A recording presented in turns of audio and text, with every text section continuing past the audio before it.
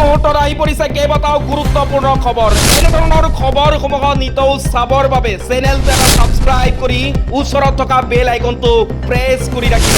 গুৱাহাটীৰ মাছমজিয়াত জয়ন্ত মল্ল বৰুৱাৰ পত্নীৰ বিলাসী হোটেল ফটো ৰাজহুৱা কৰিলে অখিল গগৈয়ে।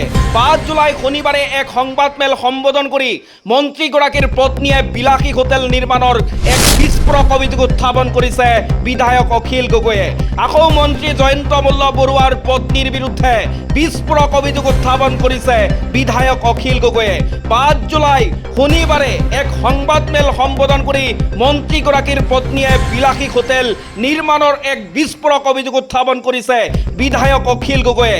এক বিবৃতিত অভিযোগ কৰা হৈছে যে মন্ত্ৰী হোৱাৰ পাছত অসমৰ জনস্বাস্থ্য কাৰিকৰী বিভাগ আৰু গুৱাহাটী উন্নয়ন দপ্তৰ মন্ত্ৰী জয়ন্ত মল্ল বৰুৱাৰ পত্নীৰ নামত দুটা দিনত ৭৫ বিঘা ৩.১৬ লেচা মাটি ক্ৰয়ৰ তথ্য ৰাজহুৱা হোৱাৰ পাছত আজি পুনৰ উন্মোচিত হয় মন্ত্ৰীগৰাকীৰ পত্নী জলি ডেকা বৰুৱাৰ গুৱাহাটীৰ মাছমজিয়াত থকা ৫ মহলীয়া এখন বিশাল হোটেলৰ তথ্য। এই মুহূৰ্তত আহি পৰিছে আন এটা বিগ ব্ৰেকিং নিউজ। আহমেদাবাদ বিমান দুৰ্ঘটনাত নিহতৰ পৰিয়াললৈ ক্ষতিপূৰণৰ নামত ভাবুকি। এয়াৰ ইণ্ডিয়াৰ বিৰুদ্ধে গুৰুতৰ অভিযোগ। আহমেদাবাদৰ বিমান দুৰ্ঘটনাত শোকাবহভাৱে প্ৰাণ হেৰুওৱা লোকসকলৰ পৰিয়াললৈ এয়াৰ ইণ্ডিয়াই ভাবুকি দিয়াৰ অভিযোগ উত্থাপন হৈছে। উত্থাপিত অভিযোগ অনুসৰি ক্ষতিপূৰণ প্ৰক্ৰিয়াক লৈও ভুক্তভোগী পৰিয়ালৰ ওপৰত হেঁচা প্ৰয়োগ কৰিছে এয়াৰ ইণ্ডিয়াই। এই মুহূৰ্তত আহি পৰিছে আন এটা বিগ ব্ৰেকিং নিউজ। শোকলৈ পৰিণত বিবাহৰ শোক। কইনা ঘৰলৈ যোৱাৰ সময়তে ঘটিল দুৰ্ঘটনা।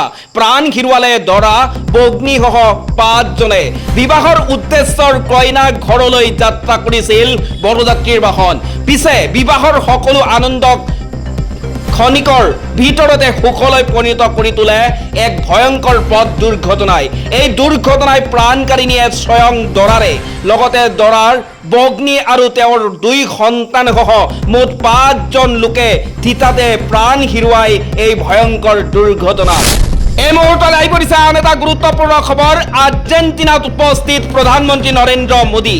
লিথিয়াম যোগান সন্দৰ্ভত আলোচনাৰ সম্ভাৱনা। গানা আৰু ট্ৰিনিডাড এণ্ড টবাগোৰ ভ্ৰমণ সামৰাৰ পিছত আজি আৰ্জেণ্টিনাত উপস্থিত হৈছে প্ৰধানমন্ত্ৰী নৰেন্দ্ৰ মোদী। আজি প্ৰধানমন্ত্ৰী আৰু আৰ্জেণ্টিনাৰ ৰাষ্ট্ৰপতি জেভিয়াৰ মাইলেৰ মাজত দ্বিপাক্ষিক আলোচনা অনুষ্ঠিত হ'ব। ইয়াৰ উপৰি প্ৰধানমন্ত্ৰী মোদীয়ে ভাৰতীয় মূলৰ লোকসকলকো সম্বোধন কৰিব। এই মুহূৰ্তত আহি পৰিছে আন এটা গুৰুত্বপূৰ্ণ খবৰ। পুনৰ এখন নতুন উৰণ সেতু মহানগৰীত ৬ জুলাইত মুকলি কৰিব মুখ্যমন্ত্ৰীয়ে। গুৱাহাটীৰ যান জঁট সমস্যা নিৰ্মূলৰ বাবে চৰকাৰে ইতিমধ্যে কেইবাখনো উৰণ সেতু নিৰ্মাণ কৰিছে। ইয়াৰ ফলত যান জঁটৰ পূৰ্বৰ জটিল সমস্যা লাঘৱ হৈছে।